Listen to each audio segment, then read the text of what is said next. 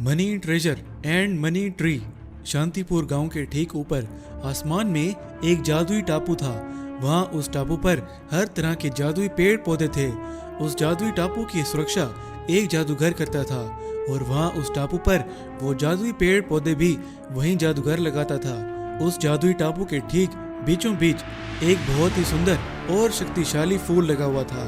उस जादुई फूल में किसी की कोई भी इच्छा पूरी करने की शक्ति थी। ऐसे एक दिन रात का समय था और उस जादुई टापू का वो रक्षक जादूगर वहां पर नहीं था।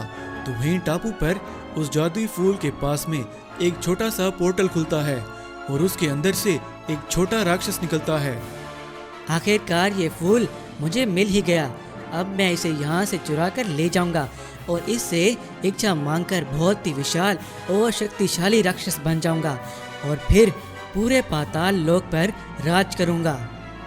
वैसे वो छोटा राक्षस वो जादुई फूल तोड़ के वहां से उड़कर जा रहा था तो वहीं उस टापू का वो रक्षक जादूगर आ गया और उसने उस राक्षस को फूल चुराकर उड़ते हुए देख लिया।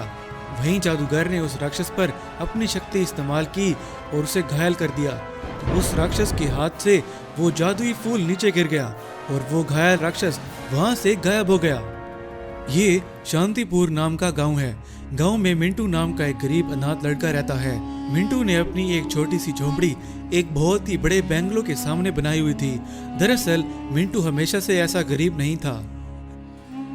कुछ समय पहले मिंटू अपने माता पिता के साथ उस बड़े बैंगलो में रहता था। वो बहुत अमीर थे। मिंटू का पिता बहुत धनवान था। उसके पास बहुत सारी महंगी महंगी गाड़ियां भी थी। मिंटू के पिता का एक भाई था, उसका नाम रंगू।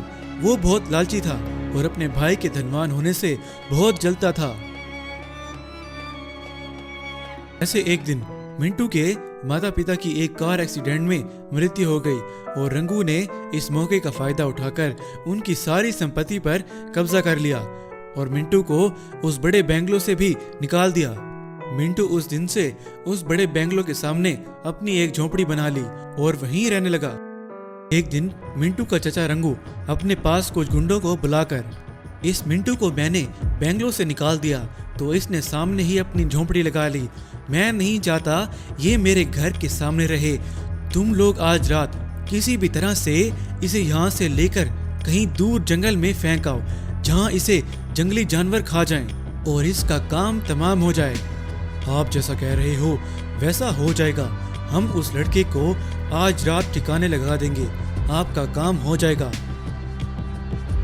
जैसे ही रात हुई उन गुंडों ने मिंटू को बेहोश करके उठाकर गांव के पास वाले जंगल में ले गए और वहां जंगल में उसने एक बहुत बड़ा गड्ढा बना हुआ देखा तो उन गुंडों ने मिंटू को उसी में फेंक दिया।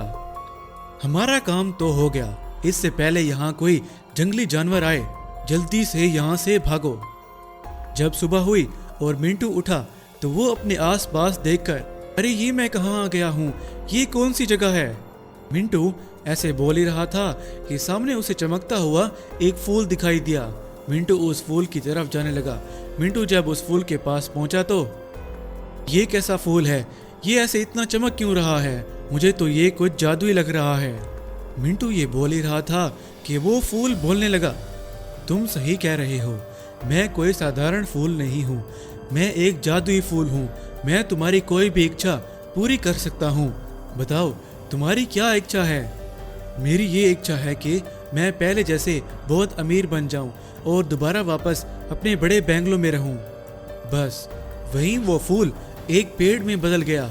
उस पेड़ पर बहुत सारे पैसे लगे हुए थे और वहीं देखते ही देखते उस पेड़ के अंदर से बहुत सारे पैसे निकलने लगे। ये सब देखकर मिंटू बहुत खुश हुआ। मेरी एक और इच्छा है, मुझे तुम्हारे दिए हुए इन सब पैसों के साथ मुझे मेरे बैंगलो में पहुंचा दो और मेरे चाचा रंगू को उसके किए की सजा भी मिल जाएगी। बस मिंटू उस पेड़ के दिए हुए सारे पैसों के साथ गायब होकर अपने बड़े बैंगलो में प्रकट हुआ। उसके चाचा रंगू को उसकी की हुई चोरियों के लिए पुलिस पकड़ कर ले गई